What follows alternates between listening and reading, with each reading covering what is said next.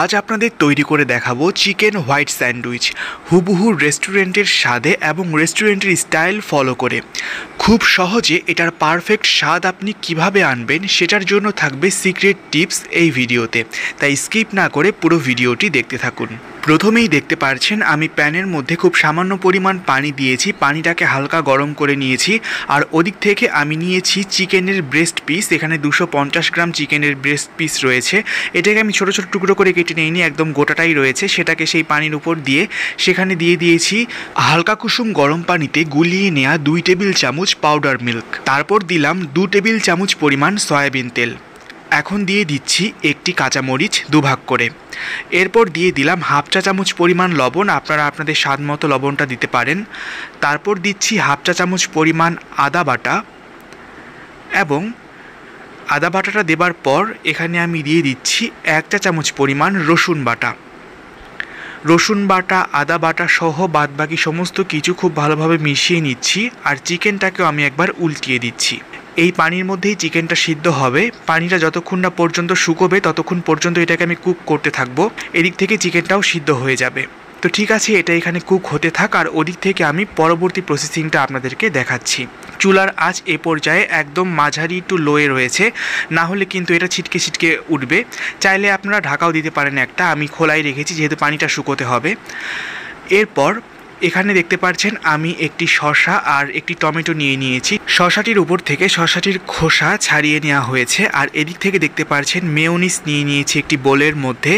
মেয়োনিজটা কিন্তু বাড়িতেই তৈরি করেছি। মেয়োনিজ বাড়িতে আপনি কিভাবে একদম পারফেক্ট ওয়েতে তৈরি করতে পারেন সেটার রেসিপি আমার চ্যানেলে রয়েছে। এই ভিডিওর ইন্ড স্ক্রিনে সেটার রেসিপি দিয়ে দিব, চাইলে সেখানে ক্লিক করে সেই ভিডিওটি দেখে বাড়িতে আপনিও এভাবে মেয়োনিজ তৈরি করে নিতে পারেন। তো যাই হোক, এরপর শসাটিকে আমি একদম গ্রেট করে নিয়েছি। গ্রেট করে নেবার পর শসাটি থেকে পানিটা খুব ভালোভাবে চিপে চিপে আলাদা করে নিলাম। তারপর শুকনো সেই শসাটি এই মেয়োনিজের মধ্যে দিয়ে দিচ্ছি। অবশ্যই শসা থেকে শসার পানিটা কিন্তু আলাদা করে ফেলতে হবে, না হলে কিন্তু একটা বাজে স্মেল লাগবে আর মেয়োনিজটাও পাতলা হয়ে যাবে। এদিক থেকে আমি টমেটোটাকেও গ্রেট করে নিয়েছি। এখানে আমি হাফ টমেটো গ্রেট করে নিয়েছি, পুরোটাই লাগবে না। টমেটো থেকেও টমেটোর রসটাকে আমি আলাদা করে নিচ্ছি হাত দিয়ে চিপে। এই রেসিপির কিন্তু এটাই সিক্রেট টিপস, যেটা কিনা অনেকেই জানে না। অনেকেই এভাবে টমেটো শসা এগুলোকে গ্রেট করে সরাসরি দিয়ে দেয়। সেখানে আপনি গাজর, টমেটো, শসা যাই দেন না কেন সেটার পানিটাকে অবশ্যই কিন্তু চিপে আলাদা করে নিতে হবে, না হলে স্যান্ডউইচের অরিজিনাল টেস্টটা কিন্তু কোনোভাবেই আনতে পারবেন না। আরও একটি স্পেশাল টিপস রয়েছে, সেই টিপসটি আমি ভিডিওর পরের অংশে দেখাচ্ছি। তো রেসিপিটা দেখতে দেখতে আপনাদের সঙ্গে শেয়ার করব যখন সেই অংশে যাব, তাই মনোযোগ দিয়ে দেখতে থাকুন। এরপর দেখতে পাচ্ছেন চিকেনটা কিন্তু খুব ভালোভাবে কুক হয়ে গিয়েছে। চিকেনটার গায়ে যখন একটু হালকা হালকা লালচে বর্ণ চলে আসবে আর পানিটাও শুকিয়ে যাবে, তখন বুঝে যাবেন যে এটা কুক হয়ে গিয়েছে। এটা তারপর ঠান্ডা করে নিয়ে কাঁটা চামচ দিয়ে খুব ভালোভাবে চিড়ে এভাবে ঝিরিঝিরি করে নিলাম। দেখতে পাচ্ছেন একদম ঝরঝরে হয়ে গেছে চিকেনটা। এরপর সেই মিক্সচারটার মধ্যে এই চিকেনটাকেও আমি দিয়ে দিচ্ছি। ব্যাস, সমস্ত চিকেনটা আমি এখানে দিয়ে দিলাম। এবার খুব ভালোভাবে সব উপকরণগুলো মেয়োনিজের সঙ্গে মিশিয়ে নিচ্ছি। চিকেন, মেয়োনিজ, শসা, টমেটো সহ বাদবাকি যা যা দিলাম, চিকেনের মধ্যে যা যা উপকরণ দিলাম সব কিছু মিলিয়ে মিশিয়ে কিন্তু একটা অসাধারণ স্বাদ ক্রিয়েট করবে কিছুক্ষণ পর। এ পর্যায়ে এই মিশ্রণটির মধ্যে আমি দিচ্ছি খুব সামান্য পরিমাণ লেবুর রস। লেবুর রসটা দেওয়ার ফলে এটার মধ্যে যে ভেজিটেবলগুলো রয়েছে সেটার একটা স্মেল থাকে, সেই স্মেলটা দূর করবে। এটাই হলো আরও একটা অন্যতম টিপস। এই টিপসগুলো ফলো করে, এই পদ্ধতি অনুসরণ করে যদি বাড়িতে আপনারাও স্যান্ডউইচ ঠিক এইরকমভাবেই তৈরি করেন, তাহলে কিন্তু হুবহু ঠিক রেস্টুরেন্টের যে স্বাদ আপনারা পান স্যান্ডউইচের মধ্যে সেই স্বাদটিই পাবেন। ওদিক থেকে মিশ্রণটা খুব ভালোভাবে মিক্স করে নিয়েছি। আর এপাশ থেকে দেখতে পাচ্ছেন ব্রেড নিয়ে নিয়েছি। এই ব্রেডগুলোর চারপাশের যে পোড়া অংশগুলো রয়েছে সেগুলোকে আমি কেটে ফেলে দেবো। দেখতে পাচ্ছেন এই যে চারপাশের সেই পোড়া অংশগুলো কেটে আলাদা করে নিয়েছি। মাঝের যে এই সাদা অংশটা রয়েছে এটা দিয়ে মূলত স্যান্ডউইচটা এখন তৈরি করা হবে। এপাশ থেকে সেই মিক্সচারটা নিয়ে নিয়েছি। দেখতে পাচ্ছেন এই যে এটা দেখতে যে কি লোভনীয় হয়েছে। আর এপাশ থেকে রয়েছে বাটারটাও কিন্তু বাড়িতেই তৈরি করা, এটা আম্মু তৈরি করেছে।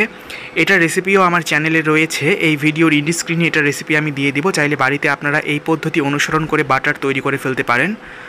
তো যাই হোক, ব্রেডের একটি পাশে আমি বাটার খুব ভালোভাবে লাগিয়ে দিলাম। এরপর তার উপরে দিয়ে দিলাম সেই মিক্সচারটা, একটু বেশি করেই দেব। কারণ স্যান্ডউইচের স্বাদটাই কিন্তু নির্ভর করছে এই মিশ্রণটার উপর। এরপর ওপর থেকে আরও একটা ব্রেড আমি দিয়ে দিলাম। এরপর হাত দিয়ে হালকা একটু প্রেস করে দিব। ব্যাস, এটাকে মাঝ বরাবর আড়াআড়িভাবে কেটে নিলে 3 কোণা হয়ে যেত, তখন লুকসটা পুরোপুরি স্যান্ডউইচের মতোই হতো। বাট আমার এই ব্রেডগুলো একটু ছোট সাইজের, একটু লম্বাটে, এটাকে কাটলে স্যান্ডউইচগুলো একদম পিচ্চি পিচ্চি হয়ে যাবে, তাই আমি চাইছি না এই পর্যায়ে এটাকে মাঝখান দিয়ে কাটতে। ব্রেডগুলো যদি একটু বড় সাইজের নিতাম তাহলে হয়তো শেপটা আরও খুব সুন্দরভাবে দেয়া যেত। তো শেপ যেটাই হোক না কেন, এটার স্বাদ হুবহু একদম রেস্টুরেন্টের মতোই হয়েছে। আপনি একবার বাড়িতে তৈরি করে দেখুন এই পদ্ধতি ফলো করে। আশা করি যে আপনিও নিরাশ হবেন না, আপনিও খেয়ে বলবেন আলহামদুলিল্লাহ। তো যাই হোক, দেখতে পাচ্ছেন এটাকে টমেটো সস দিয়ে আমি সার্ভ করলাম।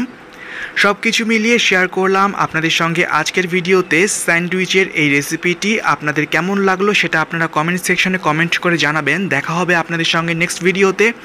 ইন্ড স্ক্রিনে দিয়ে দিলাম আরও কিছু রেসিপিস, এগুলো চাইলে কিন্তু আপনারা দেখে নিতে পারেন। দেখা হচ্ছে পরবর্তী ভিডিওতে। সবাই ভালো থাকবেন, সুস্থ থাকবেন, সুন্দর থাকবেন। আজকের মতো তাহলে আল্লাহ হাফেজ।